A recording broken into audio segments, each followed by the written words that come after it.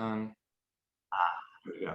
So when we start new stuff, right, I think a lot of people prematurely quit because they're under this illusion that because they just stopped, they lost motivation, they stopped feeling like doing it, so they quit, even though they know they should, right? Whether it's nutrition, exercise, finances, you name it, there's a parallel to all of this. And I think that anybody who's on the other side of things, who would be considered more advanced, realizes that like, it's not about whether you want to or feel like it. In fact, most people who've done something for 20 years straight probably don't feel like doing it, but they do it anyways because it's discipline, it's a ritual, and it's a sacrifice they're making in order to achieve a long-term outcome. And so when we look at it from that perspective, we can give ourselves a pass for not wanting to do stuff all the time, but just understanding that it's the things that we don't want to do, but we do anyways, that really moves the needle in our life forward. And so another caveat to that is when we do something, it actually is what creates the emotion to want to do it more. So instead of waiting to feel like doing something, it's actually the opposite. When we do it, despite how we feel, in time, it creates the desire to continue doing it because it becomes a staple in our life. If you've worked out for years and then you stop working out for a couple of weeks, if you're on vacation, you're going to be like, oh, I just feel gross. I haven't worked out in weeks. But the only reason you feel gross for not working out for weeks was because you took action for so many years. You created an emotional response around working out that only now, in the lack of it, do you feel the void and feel an emotional response for not doing it. But you created that emotion by doing it. Makes sense? I was giving another analogy to Lisa earlier today. When you do, like, if you don't brush your teeth for 3 days, you're gonna be like, oh my God, I feel so disgusting, right? But you only feel that way because you were forced to do it for your whole life. You didn't want to do it when you were a kid. You hated it, right? But now it's like, if we don't do it, we feel disgusting. So it just kind of proves the point of just how taking action is what actually creates the emotion. So instead of waiting to want to do something, we do it anyways, and then we allow the emotion to be created from there. So I have a little talk on that here, and I'm going to bounce around on topics because I have ADD and that's what I do, but I'm going to try to stay as on point as I can with this. So stay tuned, team. Do a quick little screen share here. And voila. Okay. Action creates the emotion. The importance of stacking your wins. Okay. The brain responds very, very well to success, right? When we do something and then get a result, bing, we get a little hit of dopamine and we want to continue doing it because it makes us feel like our efforts are being rewarded. And just like how Pavlov's dogs would salivate eventually after they heard the bell, we then can create the same sort of conditioned response in us to where our efforts are rewarded and then we want to continue doing them because we're getting a result, right? So, oops, there we go. And okay, slide 1. You are not your emotions. You are the one who witnesses these emotions, right? Some days you're going to feel sad. Some days you're going to feel happy, angry, sexy, shy, fat, skinny. You're going to, somebody new is going to come out every day with you. If you identify with whatever emotion you're experiencing, then what's happening is you're reinforcing that, and you might start to mistake it for who you are rather than what you're experiencing. And that's a huge distinction in people who are successful in general in any given topic. Is how do you identify? Do you identify with your failures and you identify with how you feel about it? Or do you just accept that right now this week sucks, but it doesn't necessarily mean that my whole diet plan is off the rails just because I'm having a turbulent week? So it's just really important to understand and to not mistake your emotions for who you are. Recognize them, acknowledge them, understand where they're coming from, but don't base your decisions off of them. You base your decisions off of data, right? Of course, a guy would say that, but you base your decisions off of data, right? We weigh in, we track our calories, we monitor our sodium, we get a result. Those results are informing us of whether or not our efforts are worth it or not how necessarily how we feel about it, right? You guys with me on that so far? Yeah. Okay, so piggybacking on that and kind of what we were talking about earlier is like, you know, one of the things that I hear a lot is like, what's wrong with me? Why don't I want to work out? I'm like, if all you did was want to work out, I would think something is wrong with you. You know what I mean? Like, it's normal to not want to work out. In fact, it's normal to not want to do difficult things. So I think when we can just get over it and stop expecting ourselves to want to do hard things and instead be an adult and practice self-discipline, which to me, the definition would be doing what you got to do when you got to do it, whether you feel like it or not, right? And it's like that kind of attitude where you just get shit done, whether you want to or not, that's going to really move the needle in your life. So in other words, like only doing things when you feel like it is what gets us into trouble. So imagine if we only brushed our teeth when we felt like it. Imagine if we only paid our taxes when we felt like it. What would happen if I only took my dog out when I felt like it? I'd get shit on, right? Figuratively and literally.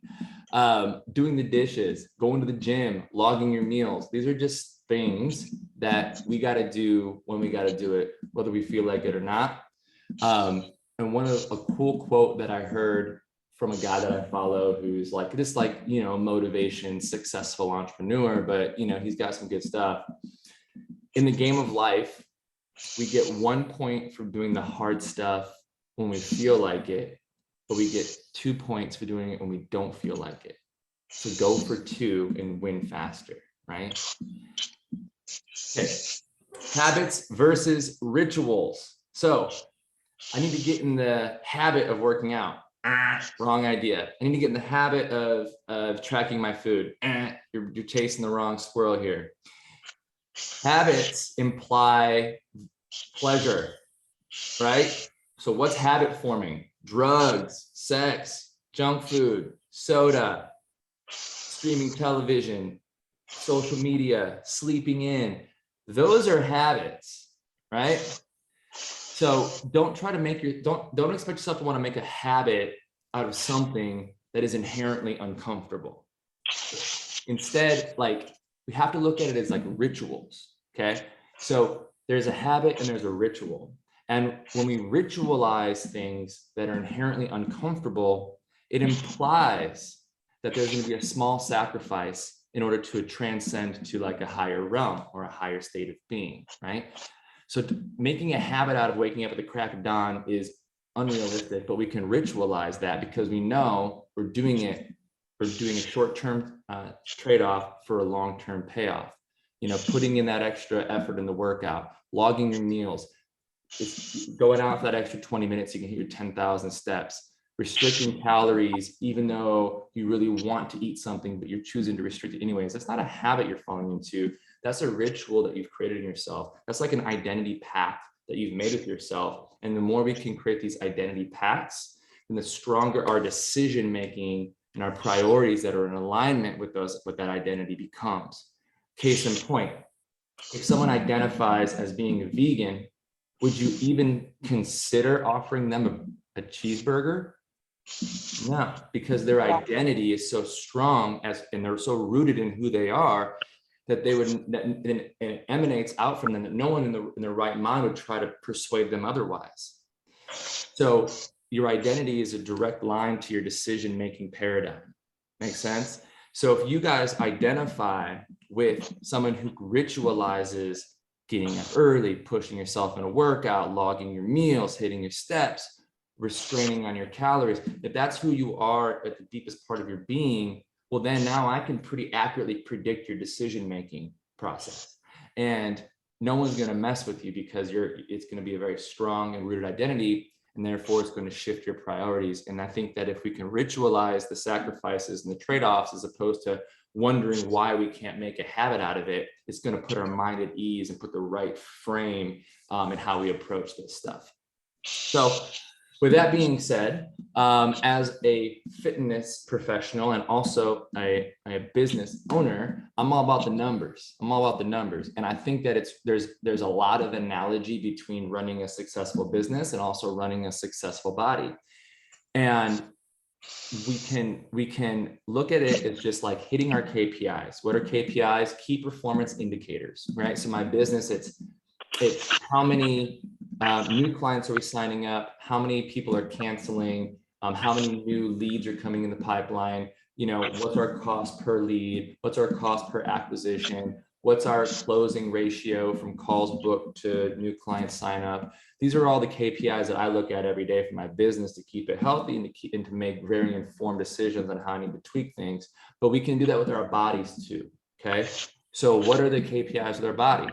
An example would be something like this. We're at 1,300 calorie a day target. We're trying to get to 8,000 steps a day. We want to do 3 20-minute workouts a week. We need to drink 80 ounces of water. We try to get in bed by 10 p.m. with a 6 a.m. alarm. Those are your KPIs, and those are how we're going to measure your progress, right? So instead of thinking or feeling like, oh, am I doing well? I don't know. I went up a pound and I'm down a pound. It's like you're focusing your attention on the outputs, which are out of your control, instead of needing to focus on the inputs. What are the things that we can control? Your calories, your steps, your workouts, your sleep, your water. Those are your inputs. And the more we control that, then the more likely our outcomes are going to be. Okay, you guys with me on that? Does that make sense? Yeah. Great. Now, quick favor for everyone, or can you guys mute? There's just some static in the background. Can you guys just hit the mute for me? Thank you. Not that I don't love you, I love y'all, but we want to make sure everybody's hearing me loud and clear, baby. Cool. So I think that, there we go. Perfect. Thanks, guys. Okay. So I think we just covered all that. But basically, if you react and you make decisions on a day-to-day base or based off of day-to-day fluctuations, then you're just going to continue to spiral out and essentially, not to try to be hyperbolic here, but like damn yourself to the eternity of the cycle of insanity. When I was writing this, I was really in the zone. And then you read it an hour later, like, that was a little much, but hey, you get the point. So basically just always fall back on like, what are the controllables? What are my numbers? What can I do? And you can even look at this list right here, calorie, steps, workout, water, sleep, as like the order of importance as well. That makes sense. So like, maybe it's a great day and you're in control and you're in the flow and you have time, you can get all those in. But maybe it's a day where you just can't. And maybe it's one of those days we just got to do the best we can and we're going to have to make some trade-offs. So maybe all we can do is just go for calories that day. Hey, that's still pretty good, right? But you need to throttle how far you can take it on a day-to-day basis, as opposed to being all or nothing and being like, well, today's, I'm super busy, so just screw it. I can't pay attention to my health and fitness. Instead, well, what can I do, right? Well, what does Justin keep saying? Calories are king. So if nothing else fails, if all else fails, hit your damn calories. If you can just do that every day, regardless of everything else, you're going to end up in a really, really good place. And on the days you do have time and do have a little flexibility, knock it all out. Go for the home run, right? But at the very least, hit those calories and consider that your KPIs, okay? I just wanted to show you, wanted to just illustrate this with one of our VIPs. I know I use her as a reference a lot because she's just really done some amazing work and she's still in the program and she still works with me, and we're over a year in.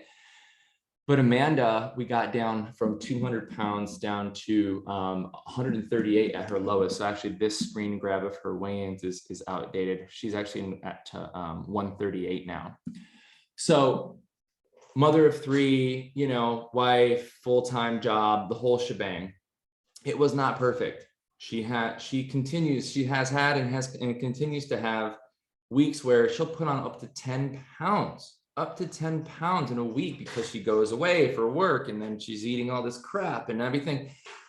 And we've just drilled it so many times. Look at all these data points we have on her over a year with me, where she can spike 10 pounds, where that would have sent the average person, way off into a minefield of self-doubt. Instead, she gets back on the wagon, does the best she can, shows up for herself, and within a week, she's right back down to where she was again. And that's the kind of attitude you guys have to have. It's not realistic to think it's going to be a slam dunk every time. Nobody's weight loss graph ever was a straight line. It's always a jagged edge. It's always a saw blade, because that's life, and life is a saw blade, and life is up and down. And our weight is just a reflection of what's going on in our life. And our job is to just take note, observe the cause and effect, observe the trends, and just try to make subtle shifts to smooth it out the best we can. And then inevitably, when you do fall off track, not sweating it, not getting our head about it, but just understanding that's part of the learning process.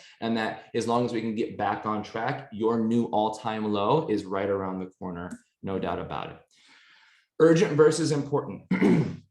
Who here agrees that being healthy and eating well is important? We all can agree that it is important, right? But what is it not? It's not urgent. What is urgent?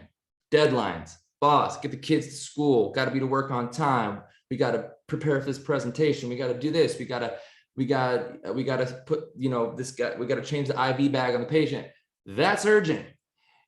The problem is that we can indefinitely postpone what is important and only ever tend to what is urgent, but it's a false sense of productivity. You can spend your entire life burning through your days, being busy with urgent stuff that doesn't change anything in your personal life. And you can wake up one day, 30 years later, and be like, so what did I do? Huh? What are the tangibles there? Because it's like, we want purpose, right? We want to feel like our time matters. And so it's very seductive to get sucked up into urgent mode constantly. I'm too busy. Now's not a good time. But here's the thing. One day it's going to be urgent if we don't take care of it. And by then it's going to be too late, and all we're doing is damage control. We're not actually able to get you past that and into, a better place. We're just trying to mitigate damage. That's all. So we don't want to wait. So what are some important steps, but not necessarily urgent, that can set us up for success, right? Grocery shopping. What a concept, right? Like, so simple, almost so simple that we forget that we need to do it. And I hear it constantly. But man, when you look back over like 6, 12, 24 weeks where you've blocked off an hour on Sunday. I don't mean meal prep for the week. I don't do that. I just go grocery shopping. Just get your shit ready to go for the week. Get some good protein bars, get some easy foods that you can throw in a bag if you have to travel or run around. Get some easy things you can just warm up really quickly for you for dinner at night, but just set yourself up for success. And then the accumulation of that over weeks and months is where you look back and like, wow, I am in the flow. I am in momentum. The opposite of that would be, oh, I forgot to go grocery shopping, or I underbought and then I run out by Tuesday and then I got to order Uber Eats. And then the whole week's just a mess because I don't have time to do it now. And the scale shoots up 4 pounds and I get in my head and all these things. So it's like something as simple as that can really just pivot the trajectory, just change the trajectory and steer the ship away from that iceberg and really just keep it as smooth as possible. And so it's like prioritizing this stuff, which isn't urgent, but it is super, super important for the longevity of your health and your fitness. Okay. Time blocking your works and your walks and your workouts. When are you going to work out? Oh, when I'll work out, we'll see what tomorrow looks like and I'll find a time. Yeah, right. Like if it doesn't get scheduled, it doesn't get done, right? Like block that, like literally take it out of your brain and put it in Google Calendar. Just time block it.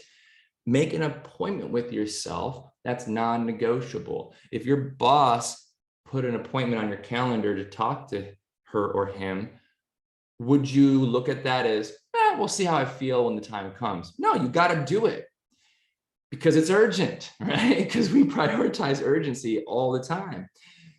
So why not make that level of a commitment to yourself, right? 20 minutes, 30 minutes, but it's your appointment for you because you're creating sustainability, right? Because if you don't do this stuff, you're going to be resentful. You're going to be resentful to your boss. You're going to be resentful to your family. You're going to be resentful to yourself even, because everybody gets you before you get you. If we got to flip that around, before they get what they want from you, you got to give yourself what you need so you don't get resentful that you're not able to take care of yourself. And sometimes it's as simple as putting 20 minutes in your calendar to just do a quick little workout and to get your food ready for the next day, because that's making yourself a renewable resource. You can keep showing up your best self, a good attitude, happy to be there because you know you're taking care of yourself first, right? So staying in momentum is your number one job, all right? Momentum, momentum, momentum. You have to continue to operate with a best effort kind of attitude, not all or nothing attitude, but what is the best I can do today? Today might be a hellacious day. It might be like the worst, but at least I can grab that protein bar and that banana before I run out the door and throw my bag. Because that might just make the difference between you having to order takeout or go through a drive-through versus the protein bar and the banana. What is the best we can do? And the more we can make those decisions in the moment, the more you stay in momentum, the less likely you are to revert back to your old operating systems. Because I'm telling you what, when the going gets tough and we get stressed out, we start the aggregate of our attention starts to shrink. And trying to introduce new things requires more bandwidth, and we want to just say fuck it and revert back to our old operating system that we know like the back of our hand, even though it wasn't doing any good for us, even though it got us to a place where we know we wanted to change. It's what's known and there's no learning curve, and we can just default to it. So challenge yourself when you're feeling stressed out. Challenge yourself when you're having a tough day, you just want to quit and go back to the old ways, and understand that it's that moment right there, the defining moment of what's the decision you're going to make. Is my decision making in alignment with who I want to be, or is my decision making in alignment with who I'm trying to not be? And when you're stressed, you're going to want to drift back into what's known and what's easy. But if you can just try to make that next best step, you're going to continue to align your decision makings with the person you're trying to become, and eventually pull that version of you into reality, right? And not just keep it in the future indefinitely, okay? So with that, I will leave you with the hierarchy of competence. The hierarchy of competence. This is where when people say, oh, intuitive eating, eat when you feel like it, just trust yourself. Well, if you have the wrong intuition, you probably shouldn't trust yourself, because you're not where you want to be. You have to get the right intuition, okay? The right intuition requires time. It requires accepting and acknowledging and surrendering that you don't know what you don't know, right? That's the first step, is just accepting you don't know what you don't know. And you guys are here talking to me right now, so that means you've ascended that threshold. So congratulations. So now we're in this place where we have conscious incompetence, where you've finally admitted you don't know what you don't know. You've gotten yourself out of unconscious incompetence, and you are now in conscious incompetence, meaning that you don't know, you've had your come to Jesus moment. Holy crap, this whole world, this existed and I didn't realize it. And here I was thinking that everything was fine. Lo and behold, I was dead wrong. You're in the yellow zone now, okay? Great, most folks come to me in that place. But then my job is to get you guys at least to conscious competence, where you got the right analysis. Because if you have the right analysis, sodium levels, calories, steps, we've got you in lock and step, and we're putting in the reps figuratively and literally. We do that enough to where you're consciously competent. When you're paying attention, when you're on track, when you're in momentum, you're aware, you know what to do. If you take your focus off, just like if my dog sees a squirrel, he knows he's not supposed to, but that damn squirrel, it was looking pretty good and he's going to chase it. I got to keep his eyes straight ahead. Not to compare you guys to my dog. You guys are unique snowflakes, but you get the analogy here, is that we just have to stay focused for long enough until we ascend to the top level, which is unconscious competence, where you have the right intuition now. So you have to go through an analysis phase, a data collection phase, and a cause and effect phase before you can trust your intuition, right? Otherwise, you're making assessments off wrong analysis and wrong intuition and belief systems, and culture and society and family and all these things that is just feeding you full of crap that probably is misleading you. But instead, you look at the data, you make informed decisions, you put enough time in this where you can now have the right intuition. And this now is becoming an unconscious competence, which is essentially just second nature, which just means you're fluent, right? You can look at a plate and be like, it's about that many calories, about that. I can, you'll just know, right? And so that's my goal with you guys, is to get you at least to a high level of conscious competence where if you're paying attention, you know how to get yourself back on track. And then as long as you continue the journey, you will inevitably ascend to the unconscious competence level, which is essentially just fluency. Okay. So there you have it. I told you I was going to jump around a lot in topics. It wasn't necessarily a streamlined chat on how actions create emotions, but I think there's lines to be drawn. There's throughputs and all of that, as far as just looking at it from a little bit more of an objective standpoint and not flying off if you have a bad day or a bad week, but just continuing to trust the process and stay the course. Okay. All right, y'all. I did a lot of talking. Thank you guys for hanging in there with me. Any questions before I let you guys go? No. Lisa? Great. It was great. Oh, thank you. Appreciate I it. loved the habits versus ritual. Yeah. That's a nice distinction. It is. It's important. It's important. Otherwise, we're like, what's wrong with me? Why can't I make a habit out of being disciplined? Okay. All right, guys. Well, it's been a pleasure. Thank you so much for jumping in. I will see you guys all very soon. Have a lovely weekend. Bye-bye. Bye, you too.